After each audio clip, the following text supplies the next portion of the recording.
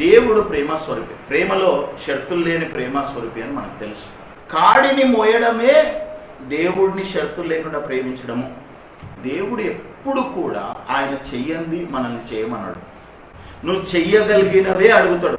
ఈ లోకంలో కూడా రిటర్న్ వస్తుంది, పరలోకంలో కూడా రిటర్న్ వస్తుంది. దేవుడు ఎప్పుడైనా ఏదన్నా అడిగిండంటే నీకు కానిది అడగడు. ప్రార్థన చేయమంటున్నాడా, వాక్యము ప్రకటించమంటున్నాడా, దేవుడి సన్నిధిలో కన్నీరు గార్చమంటున్నాడా, లేకపోతే ఆరాధించమంటున్నాడా? Every time God will test you before promoting you.